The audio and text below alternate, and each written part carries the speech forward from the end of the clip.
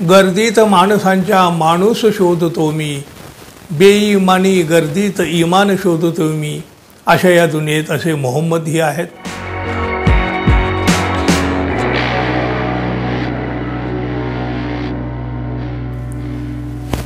मित्रहो, नमस्कार. जग कितीही बदललं असलं, माणसं कितीही बेईमानी करू लागली असली तरी या जगात अजून खूप काही चांगलं शिल्लक आहे. खरं तर यावर अनेकांचा विश्वास बसत नाही, पण अजूनही या दुनियेमध्ये प्रामाणिकपणा, इमानदारी टिकून आहे. होय, ती फार कमी प्रमाणात आहे, पण आहे हे मात्र नक्की. अहो, हल्ली जो तो दुसऱ्याला टोपी घालायच्या तयारीत असतो, दुसऱ्याला फसवण्याच्या तयारीत असतो. तयारीत काय, सातत्यानं अशा गोष्टी आपल्या आजूबाजूला घडतात, आपण ते पाहती असतो. अहो, हॉटेलमध्ये जेवायला गेलं तरी एखादा कोणी बिल न देता गुपचूपपणे बाहेर निसटतो. अशा काळामध्ये एक अफलातून अविश्वसनीय घटना समोर आली आहे.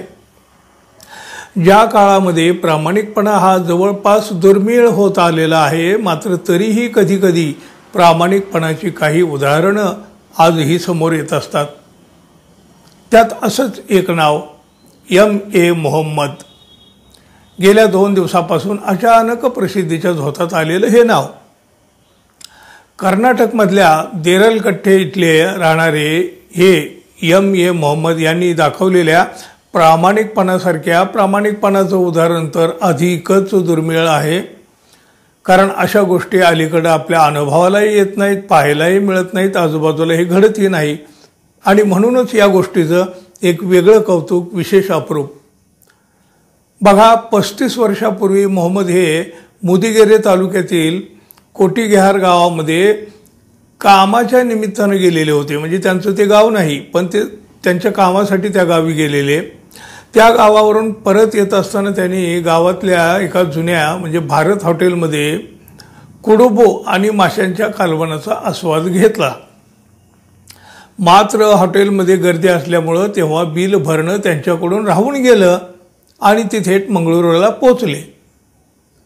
गावात पोचल्यावर त्यांनी केलेल्या चुकीची जाणीव झाली. हॉटेलचं बिल आपण द्यायला हवं होतं याची जाणीव त्यांना टोचू लागली. त्यांच्या मनालाही हे लागलेलं होतं.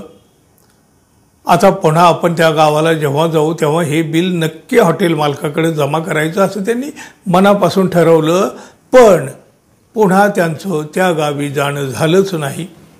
वर्षामागून वर्षे गेली, पण हॉटेलचं बिल दिलं नाही हे मात्र ते काही विसरले नाहीत. अनेक वर्षे लोटली, संपली. आपण खाल्लेल्या अन्नाचे पैसे आपण दिले नाही त्याची सल मोहम्मद यांच्या मनामध्ये बोचत राहिली. आणि बघा, तब्बल 35 वर्षांनी पुन्हा हे मोहम्मद त्या गावी आपल्या कामासाठी पुन्हा गेले. त्यावेळी त्यांनी थेट हॉटेल गाठलं. 35 वर्षानंतरही ते हॉटेल सुरूच होतं. फक्त आता हे हॉटेल पूर्वीच्या मालकाचा मुलगा चालवत होता, एवढंच. हॉटेलमध्ये पोचल्यावर मोहम्मद यांनी अजीज यांच्याकडे, म्हणजे हॉटेल मालकाचा तो मुलगा अजीज यांच्याकडे 35 वर्षापूर्वीच्या बिलाचा उल्लेख केला, माहिती दिली. 35 वर्षापूर्वी आपण इथं आलो होतो, मच्छी करी खाऊन गेलो होतो, पण त्यावेळी बिल दिलं नव्हतं याची त्यानं कबुलीही दिली. आणि 35 वर्षापूर्वीचं राहिलेलं बिल त्यांनी भरलं.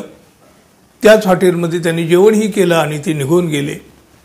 हॉटेल मालक फक्त त्याच्याकडं पाहत राहिला. अहो, आजही अशी माणसं आहेत. गर्दीत माणसांच्या माणूस शोधतो मी, बेईमानी गर्दीत इमान शोधतो मी, अशा या दुनियेत असे मोहम्मदही आहेत. मित्रांनो, या मोहम्मदसाठी एक लाईक अवश्य करा. आणि आपण अजून आपल्या चॅनलला सबस्क्राईब केलं नसेल तर कृपया सबस्क्राईब अवश्य करावं, अर्थातच ही अपेक्षा.